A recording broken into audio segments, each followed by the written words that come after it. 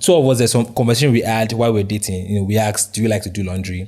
Do you like to? I knew my wife doesn't like to do laundry from the get-go. I've been doing that laundry since we're dating.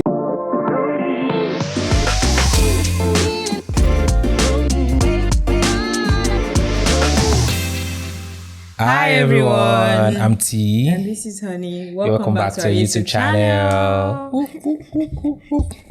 Alright, so before we begin, just take a look at this.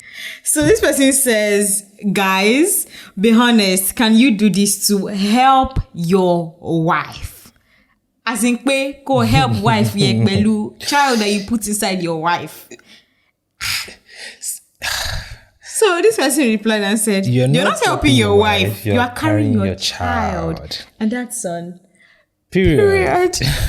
Because this topic is very foundational. It's very deep. The mere fact that somebody sees the need to ask this question says a lot. The mere fact that you see carrying your child as helping your wife already automatically relegates that this is supposed to be your wife's responsibility and not yours, you know. And something happened just this week. I think it was just yesterday, actually. My wife sent me a video on Instagram, and the video, it spoke about men helping their wives, not when they even ask them to, you know, but making the initiative, because you're not helping them. Like, literally, it's your home as well.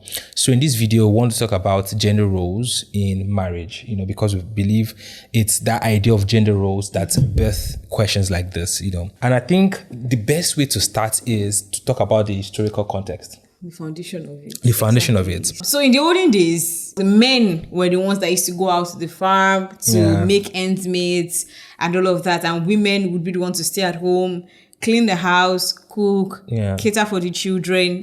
That was, you know, the order. That was the order of the day. Right. And then I think, of course, going forward, things began to change. Women started working. Even before women started working, it came to the point where gradually women started working, but maybe just gradually. So the men were still doing the heavy lifting. The men were still doing the engineering, the major providers doctors, in the house. You know, the work that required time and effort. The women started doing, like, you know, small. Of course, trade. This is not to make light of any work, you know. They started doing trade, work that by 2 p.m., you know, they're back home. The men are coming back home by 5, 6 p.m., but the women are back home by 2 p.m., you know. So still give them the room to do something. So by default, what we term as gender roles were just people taking responsibility based on the time. You know. So it's just a case of, okay, I'm at home, I won't leave these things undone, you know, and somebody has gone to work all morning. I won't wait for him to come back. Exactly. To get it done, I'll get these things done. In fact, I will make sure the meal is on the table for this person when they get back. Yes. Right. It now becomes a problem when we now say automatically that same pattern must continue. Now. When things have changed. Like, women are working the same 9 to 5 that men are working. Exactly. And it's not even the market, the employment, or let me say the market is not even fair to women. Yeah. Women are not allowed to close earlier than men. Yes. Right? If the closing time is 5 p.m., it applies everybody's to coming by 5 p.m. Yeah. So it's just very unfair. Yes, that that's work. You both leave in the morning. Maybe you drop the child off at school, and then you both get back around the same time. Maybe 1 hour difference in time. Like, sometimes I see cases where even the men get back home before. And when I was working, most days my husband used to get back home before me. Right? I can't imagine. I walked closer to the house. She walked way further from the house. Right. So I can't imagine me getting back home and my husband expecting me to be the ones to still clean the house, to still cook the meal, to still do the laundry, to do everything when obviously, you know, I'm more tired. You got home before me, so why not? Right? So it's that thing of just understanding that times have changed. Stop trying to do things the way our parents used to do it. A lot has changed between now and then. Someone said something to me recently, and I think it's profound and it needs to be said. Your parents' marriage is not your marriage. Your parents' marriage is not your marriage. We have this thing where we expect to do things the exact same way our parents did it. This is not to say don't learn from them and don't take their good examples, you know, but it's not the same. Let me give an example. Growing up, we never ate out. Never, you know, all throughout growing up, we always cook at home. Even Christmas, birthdays. There's rice at home. You remember that phrase? There's always rice at home. Even when we have to travel as a family, my mom would cook, and we'll pack it. Like our cooler is a boot, the car boot is always food, that was it. But now from our home, it's different, because for many reasons, my wife was working, when we were in Lagos, I was working in Lekki. I was on the mainland, so she's leaving the house by 5. She's not coming back until past 7. The system my parents used won't work for us. It cannot work for us. So we had to outsource some things. Most of the time, we had to cook soup in bulk. We had to cook, order in bulk. And some days, maybe Sundays or something, there's some days that we're just on our way home, we just brand. Sometimes in the night, we drive out and we buy something. The way your parents did things or the way things happened in your home might not work for you because the dynamics might not be the same. So if you say compulsorily, when I was growing up, my mother did this, you must do this, it might be very unfair because your mom might probably not be working, or she was probably working, but the old dynamics is different. Who even told you that your mom even liked it? Because let me tell my own story. Let me tell my own story. So growing up, my dad never worked in the same city we're living. Yeah, he was always traveling around, and he worked with different health organizations, right? My mom was the one that was, my dad is a doctor, my mom is a retired nurse. So my mom was a nurse at the time, nurse practitioner, and she was working in the same city and all of that. And I saw her struggle, right? Because she'd be the one to, we were still very young at the time, she'd be the one to clean the house. My mom was wise enough to get help, right? Because if help in Nigeria, they never stay so long. You have to keep changing over time. But she got tired of just bringing different people. And then she brought in my grandma. She's a grandmother. My grandma is old, right? So my mom has to be the one doing majority of the work, like housework, cooking. She makes sure food is available. In fact, we used to go late to school every single time. So my mom did not complain much. Of course, she complained. She's a human being, but she didn't complain much. But we saw her struggle. Yeah. And I remember my sister constantly used to say that we don't want to get married, or we don't want to have children. We constantly said it, and anytime every single time we said it in front of my mom, she would always say, God forbid, no matter how stressful it is, it's always worth it. Yeah. Children are, the joy of marriage and all of those things. Yeah. But seeing those things, it didn't even make us desire. Yeah. It didn't make us desire marriage. It didn't make us desire being parents at all. And of course, growing up, my mindset changed because even though I could not see that partnership, that example in my own home, or like very close to home, or even around me, I grew up and I met people and I saw that, okay, this is a possibility. Yeah. Like people are actually things. Yeah, what happened in my home is not the testimony for everybody. And I'm like, okay, I can have this. I can have a reasonable marriage. I can have a marriage where indeed we are partners not just in word but also in action, right? Where nobody's saying, because you are the man, you necessarily have to provide, or me, I'll not stay at home and do the cleaning, or we both go to work and I'll still come back and still be the ones to do all the motherly things or the chores in the house. So, it's just, yes, your parents did this. You want your marriage to be like your parents' own. But who told you that your mother, your mother in particular, because women are the ones that are always on the losing end of these things. Who told you that your mother enjoyed it? Yeah. Who told you that's the best practice for the home? Were there other ways? She probably cooked all the food you ate, but it's possible that affected our productivity in other ways. Probably that brought limitation to other things. Probably even to the family itself. So are we saying there should not be gender roles? No. That's what we're saying. I still strongly believe that there should be roles in the house. Maybe not gender roles, but now how should those roles be divided? What are the ideas, what are the things to put into consideration? So we're going to run through 3 points. Just, listen to it. I think the first one is roles should be based on preferences and strength and not gender. What do we mean by this? If the man loves to cook, then there's no rule that says the woman must be the one cooking. I can use a practical example. My sister never likes to cook. My sister never liked it. We both never liked it. But I still went as far as going to a culinary school to learn. Maybe to just, feel my passion or something. It did not work. But my sister's always said it she hates it and all of that. And, luckily for her, luckily for her, she married someone that loves cooking. No, I like rubbing this in my husband's face. He doesn't like cooking. I don't like cooking. But we're surviving. Anyway, so luckily for her, she married... Come to my defense. How you just shade me like that? So luckily for her, she married someone that loves cooking. And like, he does most of the cooking, at home. He's just once in a while, my sister, cooks. So imagine if they're not like, okay, because you're a woman, you must cook. So they don't put preferences and like strength into consideration. It's just going to be, it's not going to be balanced. Like, just going to keep quarreling all the time. So, your goal at the end of the day is productivity. Your goal is effectiveness. So it just makes sense to let the person that is more passionate about it do it. Instead of saying, no, you are the woman, you must be the one to do it, the man, you must. No, it's whoever enjoys. So, like, literally split roles. See, the reason why it's wise to split roles is if you don't decide who does what, most of the things will go undone. So it's okay to say who does this and who does not, but let it be based on preferences and strength. Two of us, there's some conversation we had while we're dating. We asked, do you like to do laundry? Do you like to... I knew my wife doesn't like to do laundry from the get-go. I've been doing that laundry since we were dating, Of course, I had a washing machine. So, context. I had washing machine. He had washing machine. I did not have washing machine. I used to pay one cleaner in my estate to wash for me. But she didn't used to do a good job. She used to also wash my clothes with all the muscles that she has. So he will come, I'll give him my clothes and then he'll take and then... Like, you see, when I'm leaving the house, I'll carry this bag, So that was just it. So we discussed that. Till now, my wife does not iron. She hates to iron. She's just afraid maybe she'll burn the clothes or something. So, like, I enjoyed ironing. It's something I enjoyed doing from school. So I do it with joy. So that same way, split responsibility.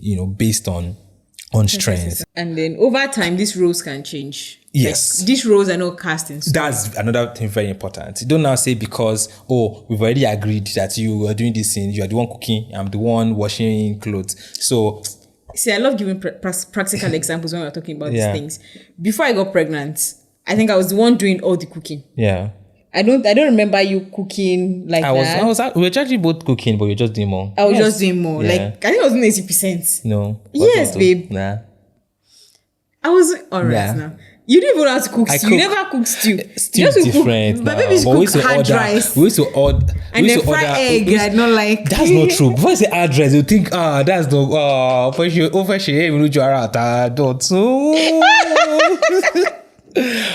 Let me just explain.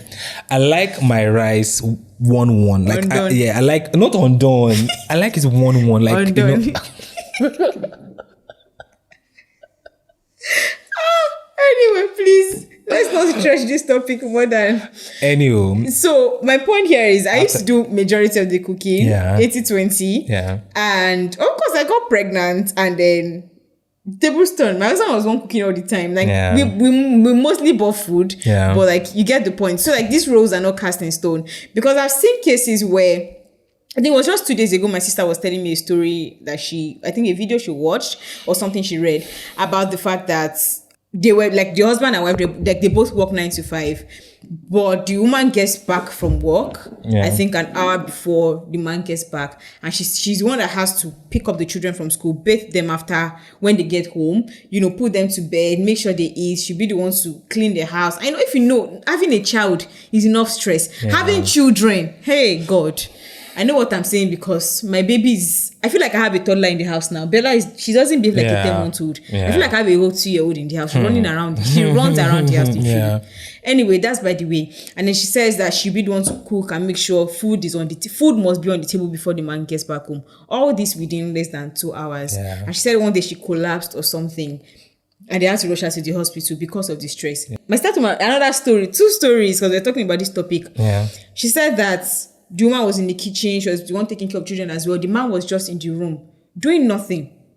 Absolutely nothing. She bathed the child, fed the child, and she ironed as well. I think the clothes that she was going to wear the next day. And then she was juggling between all of that and then still cooking. See, so she dropped the iron, of course, thinking, okay, maybe my guess is she told your husband that, watch this child do. I'm busy, I'm juggling between other things. So as the child now grabbed the iron and just screamed. So she ran from the kitchen to where the child was and realized the child already touched the iron. Bella was always running to iron, so I know this.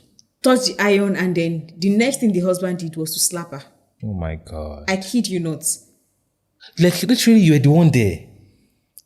See, is that thing where, I have every reason to question the love the man professes. Because if you want a slave, it's a different case. You married a wife for partnership, for collaboration. You're not just marrying a trophy person. If you want a slave, get a slave, not a wife. And literally, you slapped her. You have to see your contribution in the marriage. And which will lead me to, I think we'll talk about that, the last point. But the next point is, for the things you both don't love to do, if you can outsource. Outsource, get help. We have this culture that glorifies slavery, where you must by force, by fire, do things you don't like. For instance, you don't like to clean, outsource. You don't like to wash, outsource it. In the time where you can't outsource, of course, you have no choice. Do it, do it. Or I remember growing up, I hated to wash plates, but in my house, you don't get choice, go wash them, So, outsource the things. See, you have to realize that peace, at the end of the day, peace is more important than being right or who did what. So, outsource. There are wisdom, you might not have so much money. Have one person to clean your house once a week. I mean, that's what we're doing. Yeah, that's what we're doing. Before we're able to afford to get in-house. Yeah, help, just have, if someone cleans your house once a week, you realize it doesn't cost so much, but to bring your own peace. The things you can't do, outsource. And I think that will lead us to the last point. And that last point is, let love lead. There's something about love that will motivate and push you beyond your comfort zone. Think about it like this. Imagine your wife does all the work and she's okay with doing it. But imagine one day she's not feeling fine. She's literally on the bed shaking, shaking. But then you see laundry piled up. Food nobody has cooked.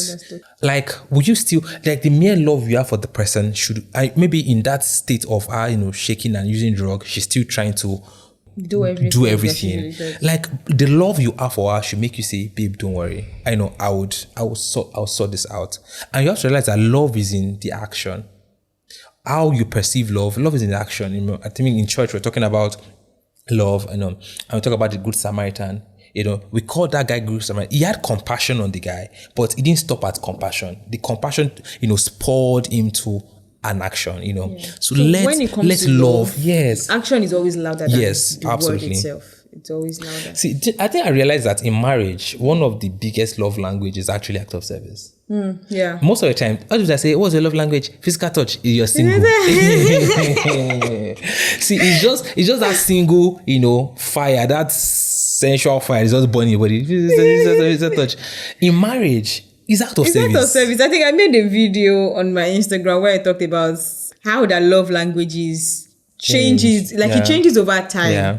What if you think physical touch is what you like now? I can't remember the order of my own self as I time moment.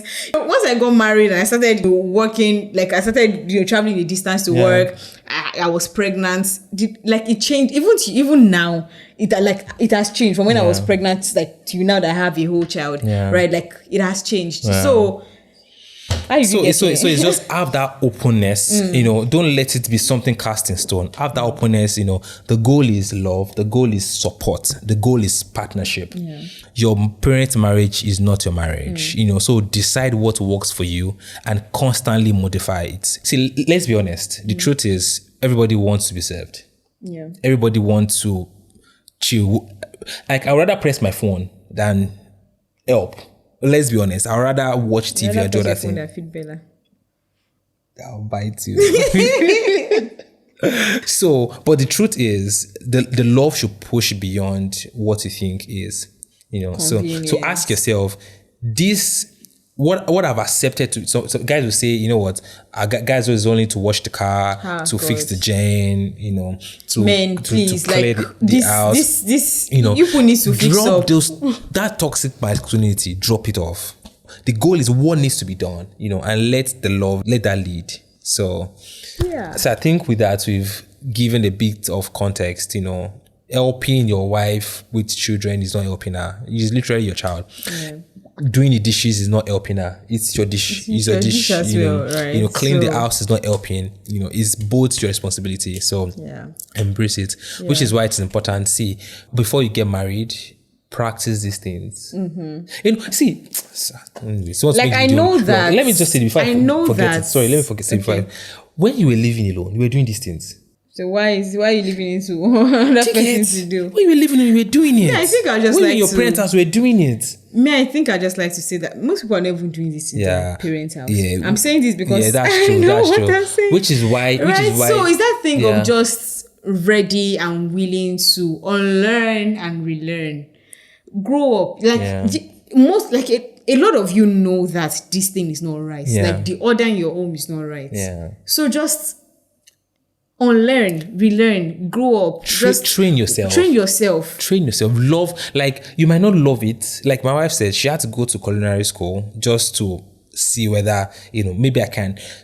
There's some things you say you don't like to do. You've actually not done them, or you've not done them long enough to. So commit yourself to it. Train yourself. Change your mindset. Most of the time, it starts in the mind. The moment you stop seeing it as woman's job, you will actually embrace it. Embrace it and So with like that, we said, peace is the most important thing. Peace is the most important thing. For the sake of peace in your home. Peace. Just let love lead. Yeah. All right. So thank you for watching. Don't forget to subscribe, leave a comment, share, and turn on your post notifications. Yeah. Please, if you have any question, we have a link in the description to ask questions. We'd love to answer your questions. Till see you on the next one. Bye. My husband is blowing kisses before me. Amazing.